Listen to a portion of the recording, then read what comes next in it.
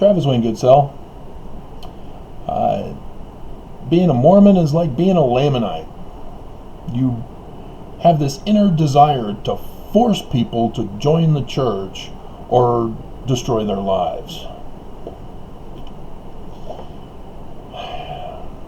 Neal A. Maxwell, in the October Conference, 1980, he was a presidency of the 70, which is often where they recruit into the apostleship.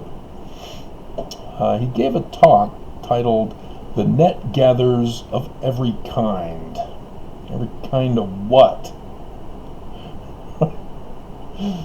And he says in that talk, happily mingled among the hundreds of thousands of recruits will be the precious returnees, who, like the prodigal son, have come to their senses. Oh my God. Filled with tender resolve. Tender? Kick your ass. They too. Oh, you're dead?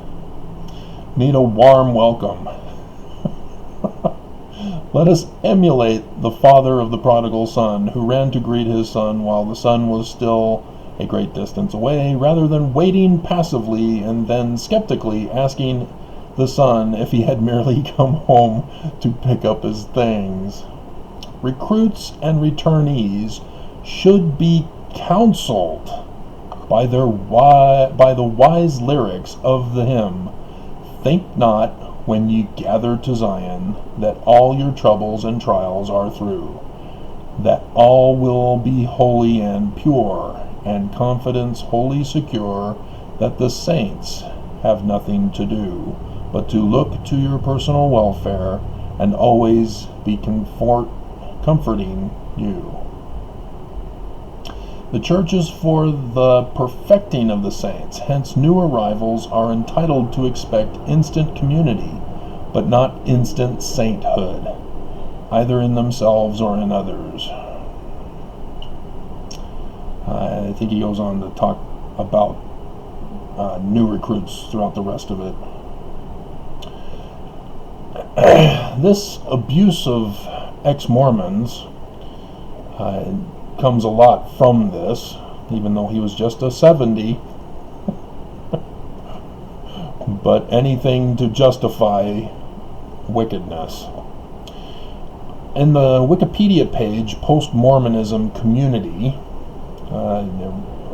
Jeff Ricks in 2002 created a website, a place for former Mormons to assemble on the website and share thoughts and feelings and cry and, and complain. But the church, and I don't know why they say critics of the post-Mormon community, it's Mormons. They're the critics. They're the anti-post-Mormon community. It says that they argue that it is an anti-Mormon organization. See how they play the game? They just turn it back on you. I know you are, but what am I? I know you are, but what am I? Just little babies. That's all Mormons are. That's when you argue fallaciously. Whose purpose is to tear down the faith of active members of the church. Is it? Is it? And so, and of course, they go on to say, Latter-day Saints are taught that speaking ill of the church or its leaders is sinful. Yeah, it's in the covenant of the gospel. Loud laughter, evil speaking of the Lord's anointed, taking of the Lord's name in vain. And it's amazing how when I say, oh God, there are Mormons who freak out and say, oh, you can't swear. I'm not swearing. You said the Lord's name in vain. No, God is not his name. It's a title. And some members could view many discussions on the postmormon.org message board as disrespectful of LDS Church beliefs, doctrines, leaders, and culture. See, this is why I'm attacked by Mormons. I'm Mormon, still Mormon, not a former Mormon. I was banned from attending my church, and I will not be extorted to go back. Faithful members have tactically argued. Tactically? Is it? Oh, tacitly. That's a different word.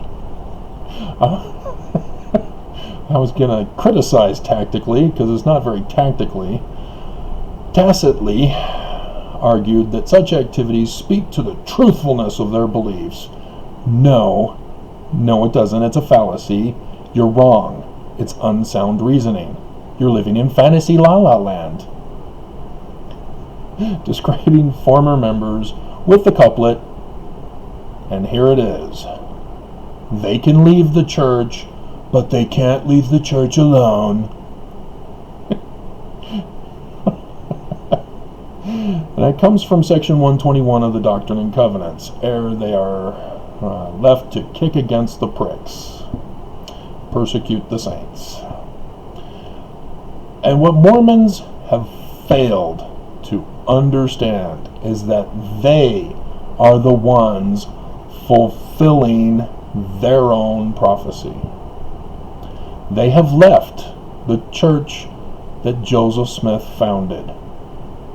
They have been disrespectful to the beliefs of Mormonism, to the doctrines of Joseph Smith, to Joseph Smith as the founder, and the culture that Joseph Smith started. And they're clueless. I don't understand. No, I believe it. No, you don't. You believe feelings over manifestation of physical reality. That's where your truth is. You have feelings, you call it the Holy Ghost, you now think you're living in reality. That's not Joseph Smith's doctrine. I've been going over the condemnation of you from the Book of Mormon, from the Doctrine and Covenants. So again, you're disrespectful. You're disrespectful to me. This is religious hatred that you are causing to me. I'm telling you about my religious conviction in Joseph Smith, in the Book of Mormon, in Joseph Smith as a translator, and Mormons spew their hatred of all types, all kinds. You will not allow me to practice my religious freedom.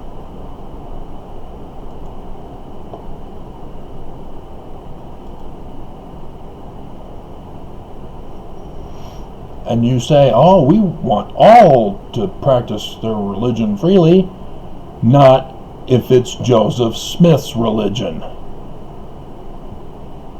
Mormons will not allow it. Brigham Young had him murdered, and you are the descendants of those murderers.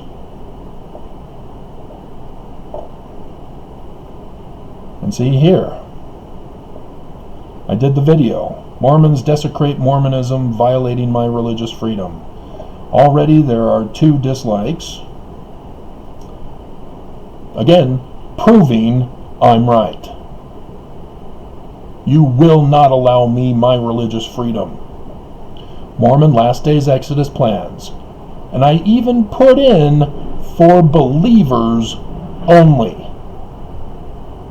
If you're not a believer, which means if you're a Mormon, stay away.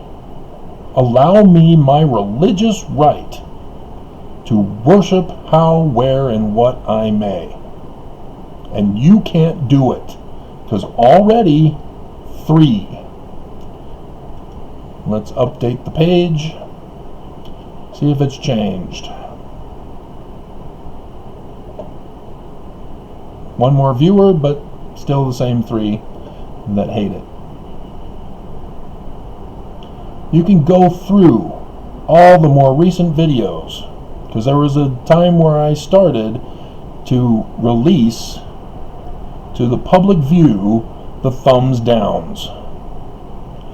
Every single one of you who put a thumbs down on my video are religious bigots. You are hateful of anybody who do not worship and believe as you do. You are nothing but hypocrites.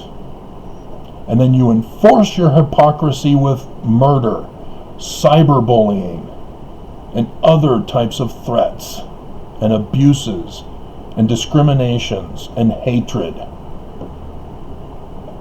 This is why there are ex-Mormons. And you can't quit us.